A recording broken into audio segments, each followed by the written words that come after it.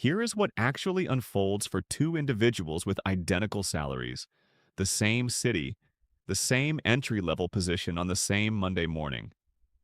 One of them steps away at 58, not because the organization pushed him out, but because the numbers confirmed he could with over $3 million in net worth and $3,000 per month in real estate cash flow that lands whether he rises from bed or not. The other one is seated at a desk at 67 at a firm he did not select, computing whether the Social Security payment bridges the distance between what he accumulated and what rent demands. The separation between these two results is not a career distinction. It is not earnings, it is not fortune, it is one decade, their 50s. And the factor that determined it on both sides was not a single dramatic choice. It was a system. So which side of that system are you presently constructing? Your 50s are the final real compounding window before the runway expires. Most people treat that decade as a prize for enduring the previous three. The truck they always desired, the kitchen overhaul, the apartment upgrade now that the children are mostly gone. And that spending impulse is precisely when the retirement gap shifts from recoverable to structural. I am going to walk you through what that gap actually resembles in figures, what generates it beneath the surface, why the conventional guidance most people receive in their 50s is structurally late by 15 years, and what a real construction strategy looks like at this stage. Not in slogans, in mechanics. The financial advisor who appears at 50 with a target date fund recommendation and a portfolio review. I am going to return to him. He is performing his role. His role arrived 15 years late. That is the problem. By the way, I constructed a free early retirement calculator because most online ones are mathematically flawed. It uses BlackRock and Vanguard logic to expose the vulnerable points in your plan. And I only request your email to deliver the report so I do not store any of your financial data. Link in the description. Here is the metaphor. Your financial life is an aircraft attempting to lift off. The runway is time. Compounding is the engine. Every decade you spend constructing, investing consistently, reducing structural debt, creating income streams before you require them, you are laying runway behind you and generating airspeed. By your 50s, you cannot lay down more runway behind you. What exists is what exists. Your only task from 50 to 65 is to remain on the tarmac, keep the throttle open, and not swerve. The people who spend their 50s rewarding themselves, they swerve. Sometimes they swerve directly into a field, and the field appears fine from a distance until the landing gear descends, and there is nowhere to go. Hold that image. The runway returns. In a few minutes, I'm going to walk you through what occurs with the withdrawal math when the market delivers a bad sequence in your first 3 years of retirement. It is more destructive than almost anyone in the financial media explains clearly. But first, I need to establish why your 50s are mechanically unlike any other decade. Because most people have heard that the 50s matter without ever running the actual figures on what is legally available to them right now. The Bureau of Labor Statistics consistently demonstrates that the 55 to 64 age cohort earns more in median weekly wages than any earlier working cohort. Your 50s are peak income. That is meaningful on its own. But stack this on top. As of 2025, if you are 50 or older, you can contribute $31,000 annually to a 401k. That is the standard limit of $2,300 plus a $7,500 catch-up contribution that exists exclusively for people over 50. You can also contribute $8,000 to a Roth IRA, $7,000 standard, $1,000 catch-up. Combined $39,000 per year in tax advantage space. That is a legal mechanism sitting in your name right now. Most people have heard about it. Most people do not utilize it at anything close to full capacity. Here is what it actually produces in real money. Take a 50-year-old with $300,000 already saved. They max the catch-up 401k at $31,000 per year from their own income. Add a 4% employer match on a $75,000 salary, $3,000 more per year. Add the Roth IRA at $8,000 annually. Total invested per year, $42,000 at 7% average annual return for 15 years. That person arrives at 65 with approximately $185 million. Now take the same person, identical starting balance, same 15 years, same market, But instead of maxing contributions, they save at the median rate implied by Vanguard's 2023 How America Saves report, which shows median 401k balances for workers 55 to 64 of approximately $87,500, suggesting ongoing contributions for mid-income earners of roughly $350 per month. That person arrives at 65 with approximately $890,000. Same starting point, same 15 years, nearly $1 million in difference. Every dollar of that gap traces back to how much of the available runway they utilized. You might assume the problem is that people do not know about catch-up contributions. 3 separate podcasts explain them in the last year alone. That is not the issue. The issue is the expense structure most people have assembled by the time they reach 52 or 53. Behavioral economists call it the ratchet effect. Spending ratchets up with income and almost never ratchets back down without an external shock. Every raise through the 40s funded something real. A better apartment, a newer car, vacations that felt earned. Costs associated with children who were genuinely expensive for 2 decades. Each individual decision was defensible. Collectively, they constructed a cost structure that leaves no room for the catch-up window to operate. When income grew, spending followed by default. The money was spoken for before the window even opened. This is not a character problem, it is inertia. And inertia is the actual adversary here, not lack of information. There is a compounding tail on this that most people never observe until it lands. A dollar invested at 50 has 15 years to work before 65. A dollar invested at 30 had 35 years. Same market, same fund, same dollar. The 30-year-old's dollar produces 4.1 times more wealth at 65. Your 50s are where most people finally start the clock in earnest. The math does not pause while you decide if you feel ready. This is where it gets genuinely interesting, and this is the part most retirement conversations miss entirely. You believe the cost of spending your 50s instead of building is a smaller account balance at 65. That is the visible cost. The invisible cost, the one that actually reshapes your daily life, is what a thin balance does to every decision you are legally and financially permitted to make after 62. Those are not the same thing. At 62, the Social Security Administration presents you with a choice. Take your benefit now or wait. For anyone born in 1960 or later, full retirement age is 67. Take the benefit at 62 and you receive 70% of your full monthly benefit permanently. Wait until 70 and you receive 124%. On a $2,000 monthly full benefit representative of a median income working career, the difference is $1,400 versus $2,880 per month for the rest of your life. For someone in reasonable health who lives to 88, waiting to 70 produces roughly $130,000 more dollars in total lifetime Social Security income on that $2,000 of benefit. For higher earners, proportionally more. The math on waiting is almost always correct if you can afford to wait, but here's the trap. The person who spent their 50s who arrives at 62 with a thin account and a monthly budget with no margin cannot afford to wait. The Social Security check is not optional for them. They take it at 62. They lock in the 70% permanently, they live on it, and that decision was not made at 62. It was made at 53 when the truck seemed reasonable. It was made at 56 when the vacation went on a card that took 9 months to clear. It was made at 59 when the adult child needed help with the security deposit, and the money came from savings instead of real estate cash flow.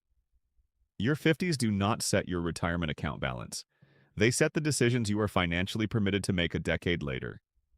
That is the invisible cost. The account figure is what people measure. The optionality is what determines the quality of the rest of your life. By the way, hit subscribe if you are finding value in this. Otherwise, the algorithm may genuinely never surface these videos to you again. Let me provide you a parable. A man I will call Henry. 30 years as a project manager for a regional construction firm. Solid income, consistent career, genuine work ethic. His philosophy about money was uncomplicated. He worked hard. He deserved a good life. And he would figure out retirement when he got there. When he got there, it turned out to be 57 when a corporate acquisition eliminated his position. 11 weeks of severance, $8,200 after taxes. 401k balance, $62,000. Monthly mortgage, $2,400. He found a new position in 6 weeks, $14,000 a year less. He told himself it was temporary. He would make it up. Things would normalize. At 62, the Social Security check became structural to the monthly budget.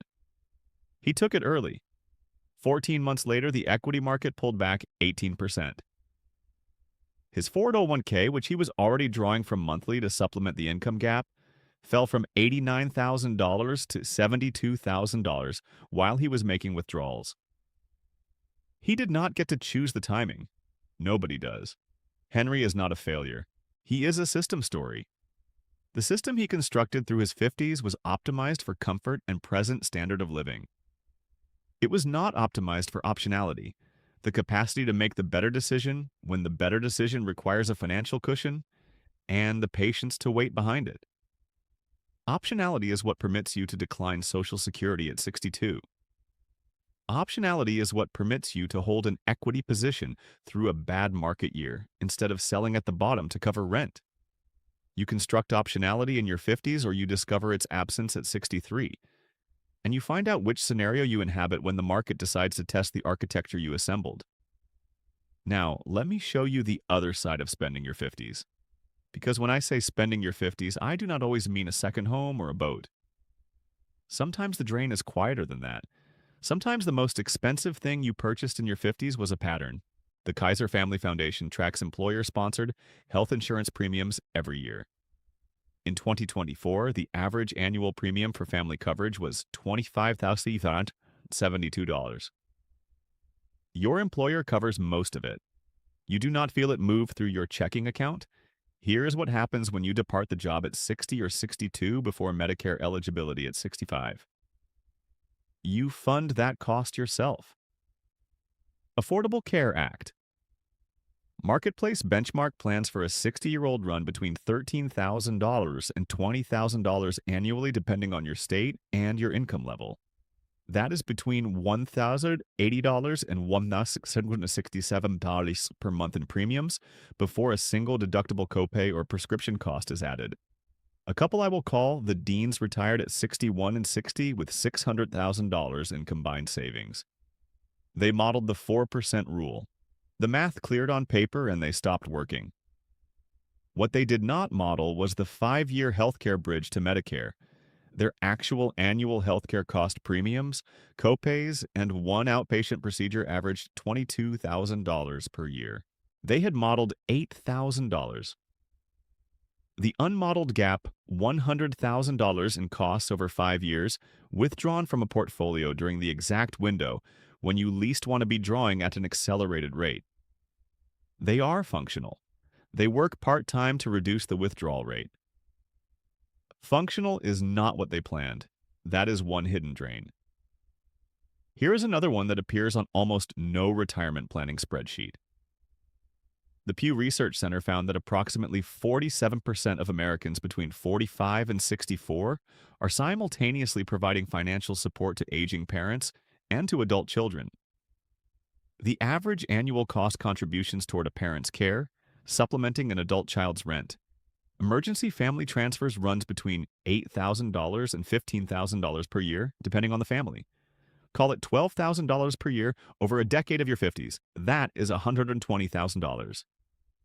At 7% over 15 years, that same $120,000 invested at 50 would have grown to $331,000 at 65. The emotional accounting of helping your family is zero. Of course you do it.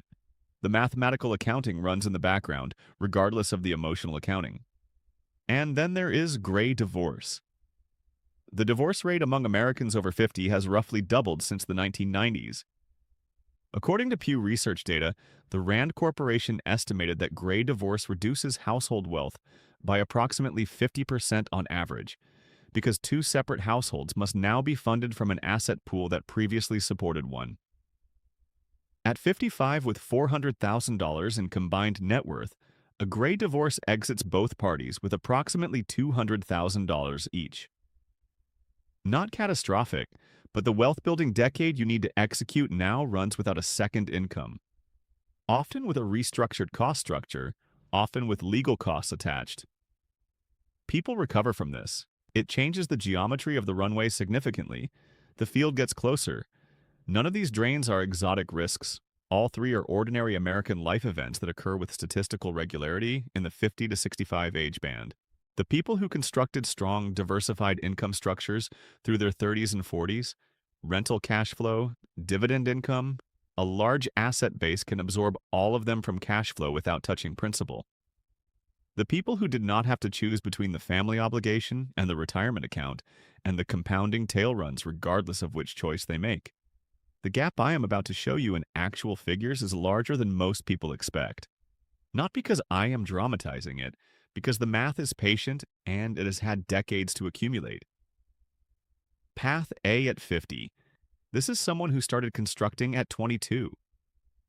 By 40, they had approximately $1 million in total net worth, investment accounts plus real estate equity, built through consistent automated investing and multiple income properties, acquired over the decade. Over the 40s, with continued contributions and compounding on a growing base, real estate cash flow partially reinvested.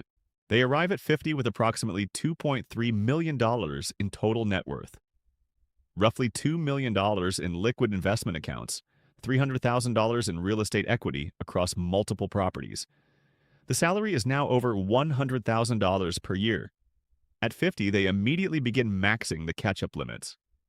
$31,000 to the 401k, $8,000 to the Roth, employer match on top of that. The real estate produces roughly $3,000 per month in net income. At 55, total net worth exceeds $3 million. 4% of $3 million is $120,000 per year. Their current annual spending is $82,000. The surplus $38,000 per year is the buffer, the market correction buffer, the healthcare emergency buffer, the gray divorce buffer, the adult child crisis buffer. They have it.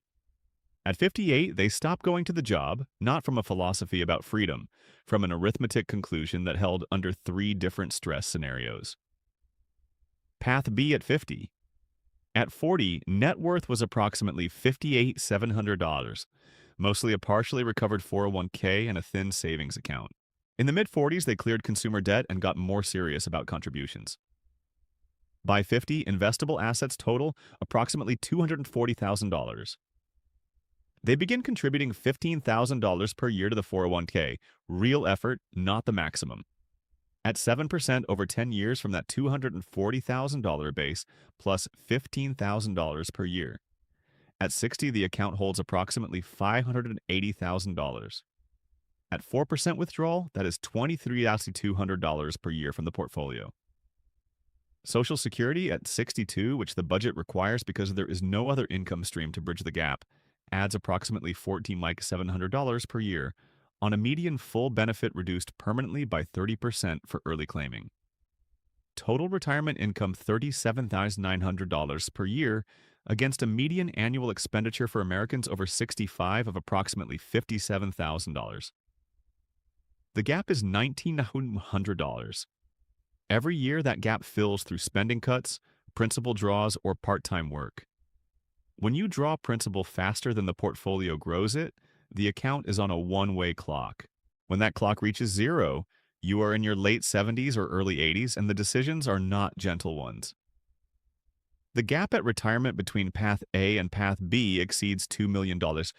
2 careers, similar incomes for the past 15 years. The divergence happened at 22 and compounded silently through every decade that followed. The 50s reflected what had been constructed. The 60s revealed the ledger. Neither person understood the ledger while it was forming. They both felt fine at the time. I mentioned the financial advisor who appears in your 50s. Let me name him Carl. Carl has 32 years in the business, licensed, credentialed, and genuinely well-intentioned. His guidance to clients in their 50s is technically correct by industry standard.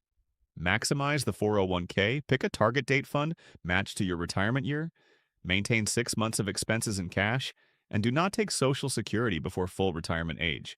Every one of those recommendations is right, and every one of them arrives approximately 15 to 20 years after the decisions that actually constructed or failed to construct the retirement outcome. The choices that created Path A versus Path B, the loan at 22, the lifestyle ratchet through the 30s, the thin savings rate through the 40s, happened before Carl was in the room. Nobody was in the room for those.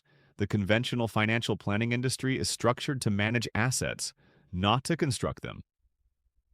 Carl enters the relationship when there are assets to manage. He optimizes from that point forward. Carl's firm charges 1% of assets under management annually. On $400,000 in assets, that is $4,000 per year. Over 15 years of retirement compounded at 7%, that fee cost the client approximately $97,000 in foregone growth.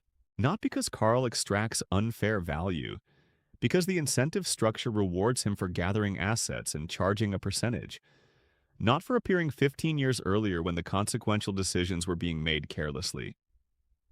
That is not a moral failing on Carl's part. That is the architecture of the industry. Here is where Carl is actually useful. The clients who arrive at his office in their 50s with real diversified asset bases, the Path A profiles, get genuine value from the relationship. The decisions at that level require expertise. Roth conversion ladders during lower income years before required minimum distributions begin. Depreciation schedules on rental properties that reduce taxable income by $30,000 annually. Social Security bridge strategy execution. Trust structures for estate planning. Carl is skilled at this level of complexity. The clients who arrive in their 50s with thin accounts get Carl doing his best. Same tools, smaller base. You can optimize a small figure in 100 different ways, and it resolves to a small figure with better tax treatment. Carl knows this. He does not say it directly. He uses phrases like, "We will work with what we have." That sentence is true. It is also not the same sentence as "you will be comfortable in retirement." That distinction lives entirely in everything Carl does not say during the first meeting. Let me make this concrete with one specific scenario. Call her Diane, 51 years old, single, operations manager at a regional firm. Annual salary, $86,000. 401k balance, $140,000. Savings account, $12,000. No real estate, no taxable brokerage, no consumer debt. She paid off the car last year. She has been meaning to get more serious about retirement for 3 years, and this week she finally ran the actual figures. Scenario 1, current trajectory. She contributes 6% of salary to the 401k. The employer matches 4%.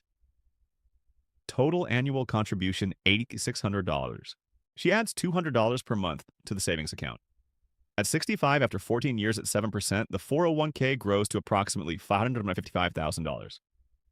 The savings account holds approximately $68,000. Total at retirement, $623,000. 4% withdrawal produces $24,900 per year from the portfolio. Her Social Security full retirement age benefit based on a career at $86,000 per year is approximately $21,000 per year at 67. Total income $45,900 against $62,000 in annual expenses. She is short by $16,100 annually. She takes Social Security at 62 instead of waiting, which reduces her benefit to approximately $14,700 per year. Total income drops to $30,600. She cuts annual spending to match that. That is a $22,000 reduction from her current lifestyle. The math holds. It is not the retirement she imagined when she was 43 and assumed the details would sort themselves out. Scenario 2. 3 structural changes starting this month. First, she raises her 401k contribution to the full catch-up limit, $31,000 per year, up from the $560 she contributes now. The employer continues matching 4%, adding $340. Second, she opens a Roth IRA and contributes $8,000 per year, funded by cutting $15,000 in annual discretionary spending, roughly $1,250 per month, across dining frequency, travel pace, and subscription services she had stopped actively using. Third, she does not upgrade her apartment when the lease renews next spring, absorbing a $160 monthly rent increase rather than moving somewhere more expensive. At 65, 14 years later, the 401k holds approximately $137,000. The Roth IRA holds approximately $180,000. The savings account continues at $68,000. Total approximately $185,000. 4% produces $400 per year from the portfolio. She waits for Social Security until 70. She can because the portfolio covers the gap years without stress. At 70, her benefit is 124% of the full amount, approximately $26,040 per year. Total annual income at 70, $81,140 against $62,000 in expenses. She has a $19,400 annual buffer. Same person, same salary, 14 years. 3 structural decisions that required no extraordinary income and no complex investment instruments. The most common piece of retirement guidance in America is, you should have started earlier. Profound insight, remarkably actionable. I am going to place it on a motivational poster with a stock photo of a sunrise and sell it at financial planning conferences. It will outsell everything else at the table. Here's the part that never makes it into a retirement calculator. You can know every figure in this video, the catch-up contribution limits, the Social Security timing math, the sequence of returns dynamic. And it still does not produce a retirement plan that survives contact with reality because the interactions between healthcare costs before Medicare withdrawal sequencing and sequence of returns risk do not exist in a single accessible place. So I wrote a book called The Exit Code. It is an analysis of 50 years of actual retirement data, not opinion, not the 4% rule dressed in new graphics, distilled into what I call a mathematical framework for exiting the rat race. 2 specific elements worth flagging because they connect directly to what we have been discussing. First, the dynamic withdrawal method, which replaces the 4% rule with a responsive withdrawal system that adjusts based on how the portfolio is actually performing. So a bad sequence of returns in year 1 does not lock you into an elevated withdrawal rate that depletes the account on a fixed timeline. Second, what I call the 58% rule, the statistical reality that the majority of people who attempt to retire or semi-retire before 62 end up back in the workforce within 4 years. And not because they ran out of money, because they did not construct the buffer architecture that keeps them out.